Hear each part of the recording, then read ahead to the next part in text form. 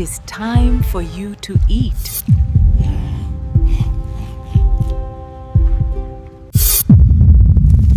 The new bride Chidiebube could not believe her eyes.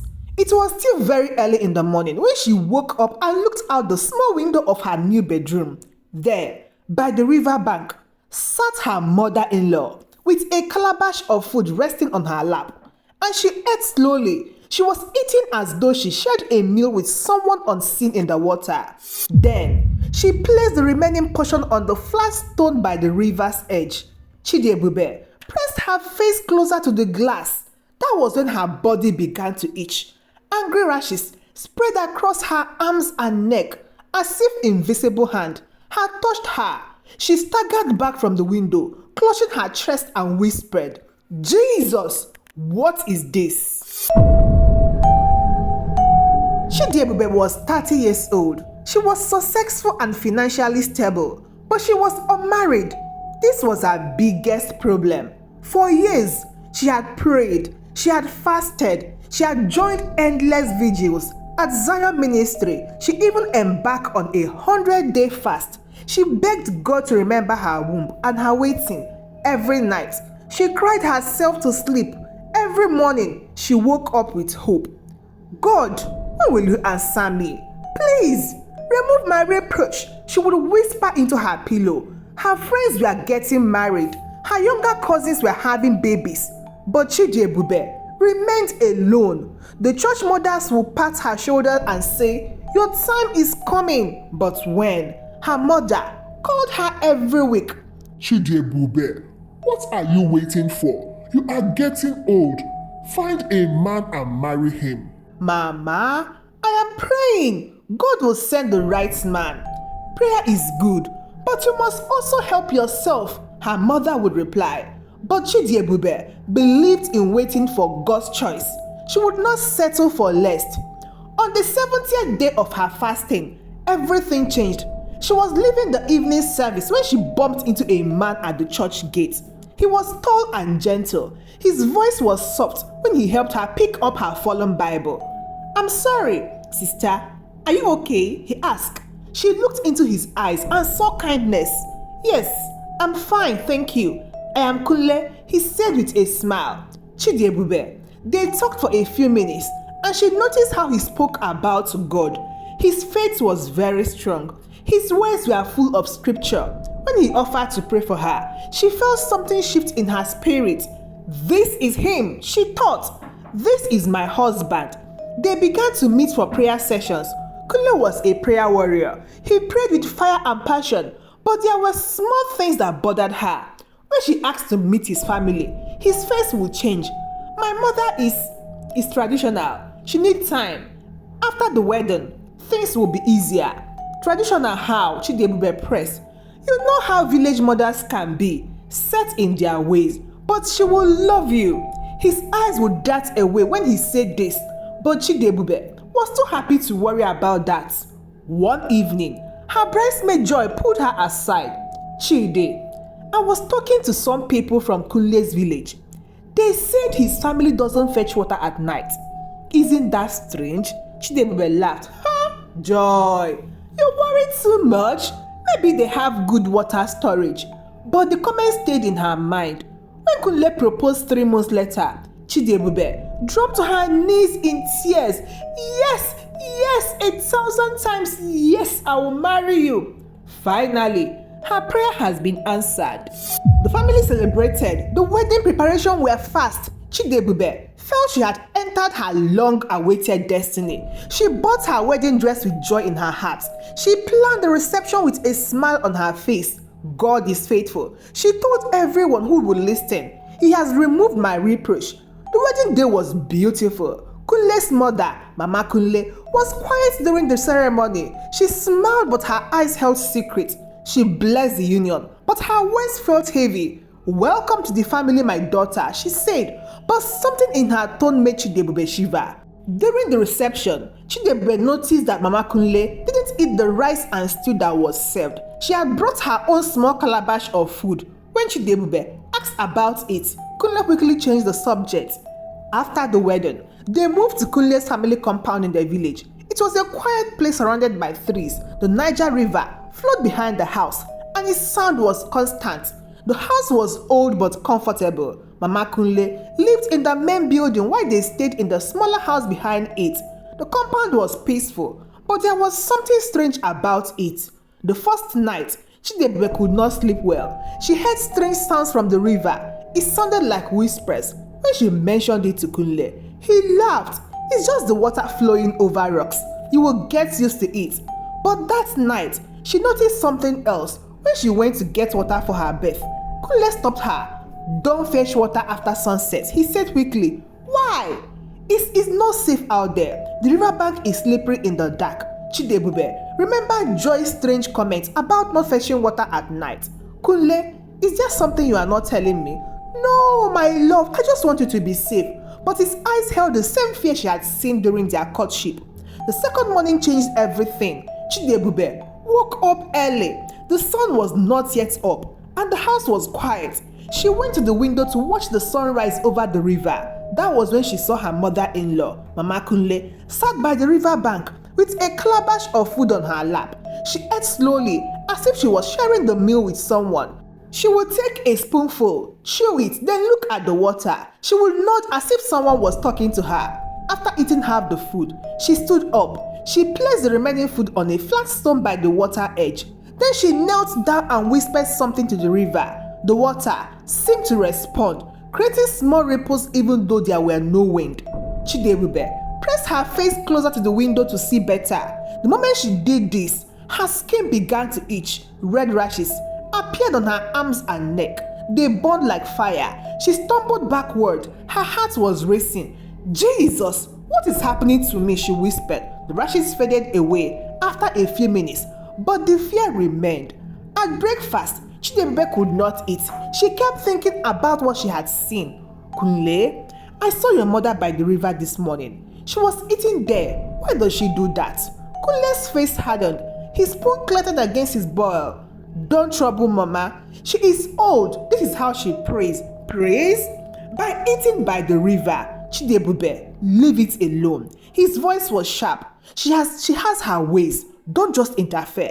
But there was something in his tone. It was not just annoyance, it was fear. I am just curious, Kunle. I am part of this family now. Some things are better left alone, he said, standing up.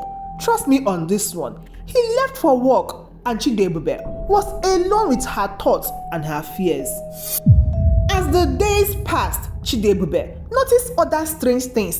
The compound felt heavy in the morning after Mama Kunle's river visit. Small quarrels would erupt over nothing. The house help would be irritated. Even the chickens seemed restless. The food began to taste odd, not spoiled, but different, like it had been blessed by something that was not of God. Chidiebube tried to pray about it, but her prayers felt blocked. When she sang hymns, her voice would crack. When she read her Bible, the words seemed blurred. Something is not right here, she told herself. But what could she do? She was new to this family. She was supposed to respect her mother-in-law. She was supposed to fit in. One morning, Chidiebube decided to find out the truth. She woke up before dawn and hid behind the kitchen window. She watched as Mama Kunle prepared a calabash of rice and stew. The old woman added something extra to the food. A pinch of something from a small pouch. Mama Kunle walked to the river, and Chidiebube followed at a distance. She hid behind a large tree and watched. Her mother-in-law sat on a stone by the water. She began to eat, but she was not alone. She was talking to someone. Good morning, my lord, Mama Kunle whispered to the water. I bring you morning food as agreed. The river rippled, and the ripples formed pattern. It was as if something was moving beneath the surface. Yes, the new wife is here, Mama Kunle continued. But don't worry, she will learn the agreement. They all learned to bring the food. Chidiebube's blood ran cold. They were talking about her. Mama Kunle ate half the food and placed the rest on the stone. Take your portion, my lord. I keep my word as always. The water rippled again, and something seemed to take the food. The calabash was empty when Mama Kunle picked it up. Chidiebube crept away, her heart pounding. She had seen enough. The food was like a contract. Every morning, Mama Kunle renewed some kind of agreement. That Sunday, Chidiebube could not focus during service. After church, she approached Pastor Williams, her spiritual father from Zion Ministry. "Pastor, I need to talk to you privately." They sat in his office and Chidiebube told him everything: the morning rituals, the conversation with the river, the strange atmosphere in the compound, the way food seemed to disappear from the stone. Pastor William listened quietly. When she finished, he was silent for a long time. "My daughter, what you are describing is serious. Your mother-in-law has made a covenant with a water spirit." Chidiebube's hand trembled. "A covenant?" "Yes. The food is like contract language. Every morning, she renews the agreement. But every covenant has a price." "What kind of price, Pastor?" "That depends on the agreement. But I sense this one involves your family line, your womb, and your children." Chidiebube felt sick. "What can I do?" "You must pray, fast, and most importantly, do not participate in any ritual. Do not eat food that has been offered to the river." Pastor William prayed with her, but when she got home, the spiritual attack intensified. That night, Chidiebube decided to pray loudly. She sang hymns and declared scriptures over the compound. At midnight, she was in the living room, worshiping God with all her heart. "The Lord is my light and my salvation. Whom shall I fear?" she sang. Suddenly, the front door burst open. Mama Kunle stood there in her nightgown, her eyes blazing with anger. "What are you doing?" she hissed. "I am praying, Mama." "Stop it! Stop your loud prayers. You are disturbing the river." Chidiebube's heart skipped. "Disturbing the river?" "Yes. The Lord of the water is angry. Your noise is breaking the morning agreement. Stop it now." But Chidiebube continued to sing. Mama Kunle grabbed her arms, and the moment she touched her, Chidiebube felt electricity shoot through her body. The rashes appeared again, worse than before. "Don't touch me!" Chidiebube pulled away. Mama Kunle's face twisted. "You foolish girl! You don't know what you are dealing with. Stop fighting the food covenant. I know about your agreement with the river, Mama." The old woman's eyes widened with shock and fear. "Who told you?" "God reveals secrets to those who seek him." Mama Kunle pointed a shaking finger at her. "If you continue this path, you will regret it. The river Lord does not forgive broken contracts." The next day, Kunle came home to find his wife packing her bags. "Chidiebube, what are you doing?" "I can't stay here, Kunle. Your family is bound to something dark, and you know it." Kunle's shoulders slumped. He sat on the bed and put his head in his hand. I was hoping you would never have to know." "Know what?" He looked up at her with tears in his eyes. "When I was 7 years old, I almost drowned in the river. I was unconscious for 3 days. The doctor said I wouldn't make it." Chidiebube sat beside him. "Then what happened?" "I remember bits and pieces. Waking up in the hospital, Mama was crying. But there was one memory that's always haunted me. I remember hearing a woman singing at the river, a voice that wasn't Mama. When I asked her about it later, she would change the subject." He wiped his eyes. "I've always suspected that my life was bought with something, but I was too afraid to ask, too afraid to know the price." "Kunle, we can break this together. What if something happens to me? What if the river takes back what it gave? Then we trust God to protect us, but we cannot live in fear." Kunle nodded slowly. "What do you need me to do?" That evening, Chidiebube approached her mother-in-law. She found the old woman sitting alone, staring at the river.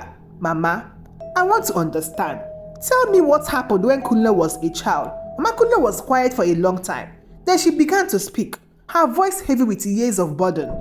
"The doctor's words still ring in my ears. Madam, prepare yourself. Your son will not see tomorrow. My savings were empty. I had sold everything, but the medicines wasn't working." She wiped a tear from her cheek. "I was desperate, a mother, watching her child die. Someone mentioned an herbalist in the next village. I didn't care what it cost." "What did the herbalist tell you?"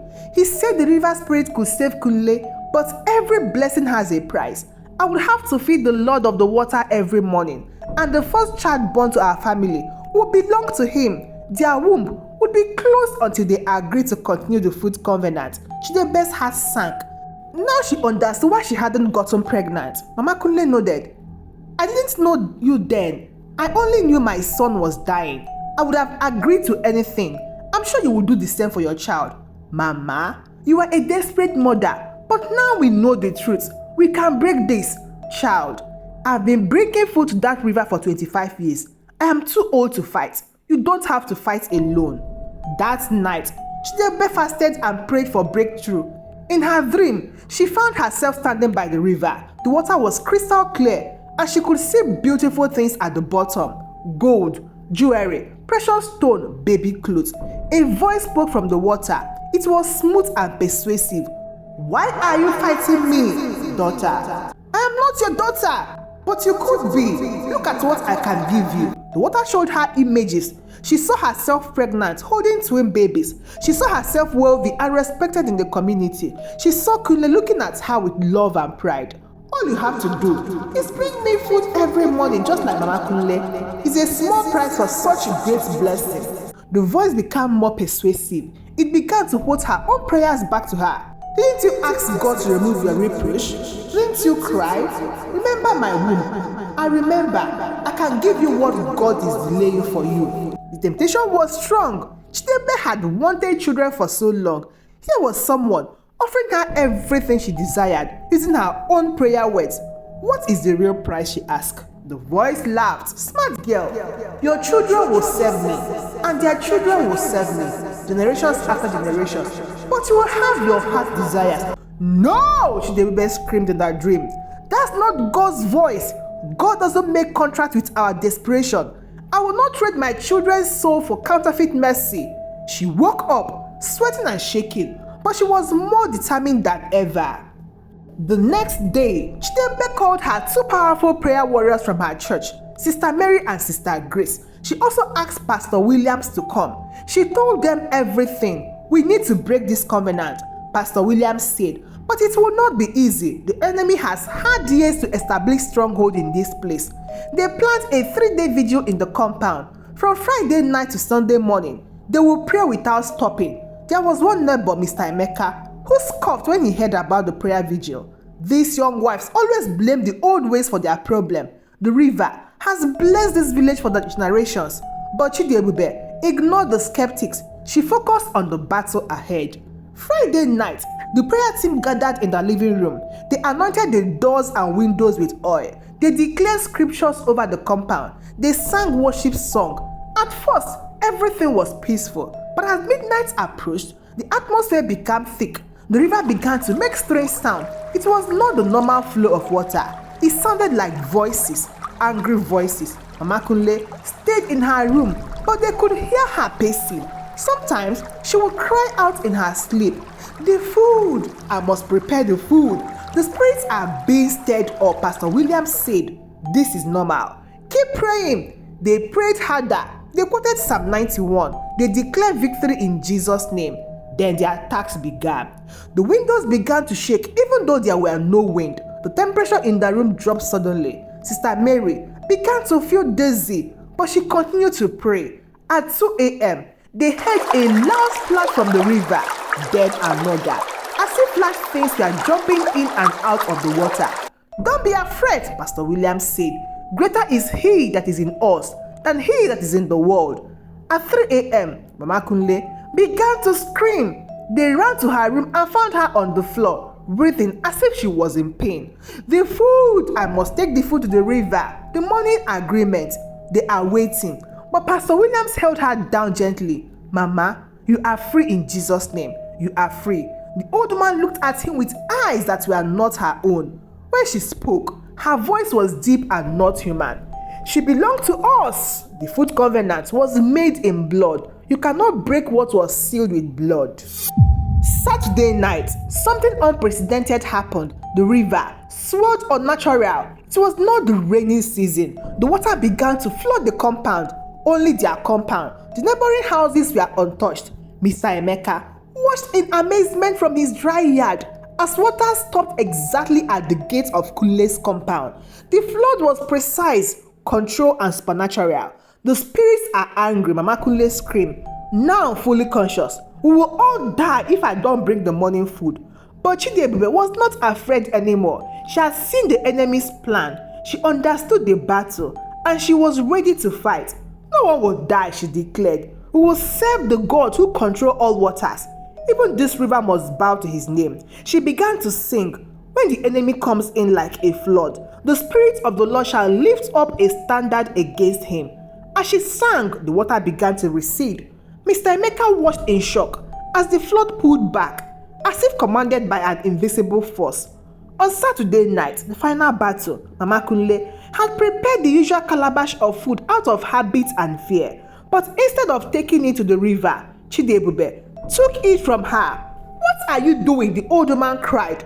"I am ending this," Chidiebube said. She understood now. The food was contract language. Every morning for 25 years, Mama Kunle had renewed the agreement with each offering. The only way to break it was to stop mid-sentence. She walked to the kitchen and threw the food into fire. The moment the food hit the flames, the whole compound shook violently. The river roared like an angry beast. It was as if she had torn up a contract mid-signature. Mama Kunle collapsed, coughing violently. She was splitting up water even though she had not been drinking. "The covenant is broken," Pastor William shouted. "In Jesus' name, every agreement with darkness is cancelled." Mama Kunle coughed up more water and then she began to cry. Real tears of relief. "I am free," she whispered. "After 25 years, I am free." But the river spirit was not finished. At midnight, it manifested through Mama Kunle one last time. Her voice became deep and terrifying. "The food is mine. The morning covenant is mine.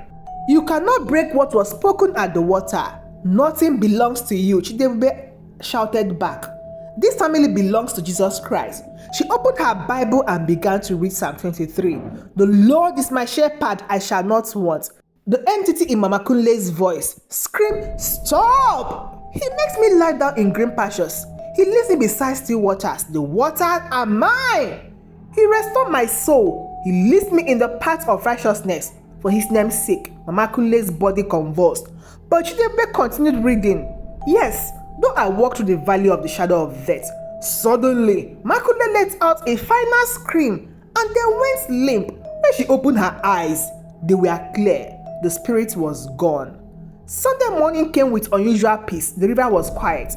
No strange ripples, no whispers, just normal flowing water. Mama Kunle was weak but free. She sat with tears in her eyes, confessing everything to her son. "I'm sorry, Kunle. I was so afraid of losing you that I put our whole family in bondage." Kunle held his mother's hand. "Mama, you did what you thought was right, but now we are all free." He turned to his wife with gratitude in his eyes. "Chidiebube, you saved our family. You were braver than I was." Mr. Emeka was the first neighbor to visit that morning. He had seen the supernatural flood stop at the gate. He had watched it recede at Chidiebube's song. "I am sorry," he said to Chidiebube. "I didn't believe, but I saw what happened. Your God is powerful." From that day, Mr. Emeka became a strong supporter of the family. His testimony convinced many others in the village. But Chidiebube's faith will be tested one more time. One Monday morning, she woke up early and looked towards the river.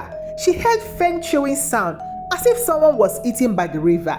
Her first instinct was fear. Was the spirit back? But instead of running or hiding, she opened her windows wide. She lifted her voice and began to sing a hymn. The chewing sound faded away. The river became completely silent, and Chidiebube felt God's presence flood the compound like warm sunlight. She had passed the test. She would not be intimidated. She would not be afraid. 3 months later, Chidiebube missed her period. She had been so focused on the spiritual battle that she had not noticed the sign. When the pregnancy test showed 2 lines, she fell to her knees in tears of joy. "God, you are faithful. You have thoroughly removed my reproach." Kunle was overjoyed. Mama Kunle, now completely free and healthy, danced around the compound. "My grandchild, oh my grandchild," she sang. The baby was born 9 months later. A healthy boy. They named him Victory because he represented their triumph over darkness. The story spread throughout the village and beyond. People came from far and wide to hear about the young wife who broke a 25-year covenant with the river spirit. Mr. Emeka became one of the strongest witnesses. "I saw the flood from my own eyes," he would tell people. It stopped exactly at their gates. When she sang, the water went back. This is not ordinary power. Some came seeking prayers, others came to learn how to fight their own spiritual battles. Chidiebube became known as a prayer warrior, and many families were set free through her ministry. The river never troubled them again. In fact, it became a place of blessing. Children played safely in its waters. Fishermen caught abundant fish. The whole community prospered. Years later, as Chidiebube watched her children play in the compound, she reflected on her journey. She had prayed desperately for a husband, asking God to remove her reproach. When Kunle came, her desperation had made her ignore the red flags. His nervousness about introducing her to his family, the strange village custom about water, the heavy atmosphere in the compound. But she had learned important lesson. Desperation can make us blind to warning signs. Answered prayers sometimes come with battle attached. Family secrets can become family bondages. The enemy often uses our own prayer words against us. Food covenants are like contracts. They must be broken completely. One person's courage can set a whole generation free. Most importantly, she learned that God's timing is perfect even when it feels delayed. Her long wait had positioned her for this exact battle. A younger, more desperate woman might have accepted the river spirit's offer. As the sun set over the peaceful village, Chidiebube smiled. Her long wait had been worth it, not just for a husband, but for the privilege of being used by God to break generational curses. She had entered her destiny, not just as a wife and mother, but as a warrior in God's army. And the river, it simply flowed peacefully, carrying no more secrets, no more money covenants, and no more fear. Just clear, clean water, reflecting the glory of God. Sometimes, God answers our prayer, not just to bless us, but to position us for battle. And sometimes, the very thing we prayed for becomes the battlefield where we discover our true strength. Faith sees clearly, even when desperation tries to blind us. Thank you so much for watching, and please don't forget to share this story with your family and your friends who might love to see them. Till I see you again in my next story. Goodbye.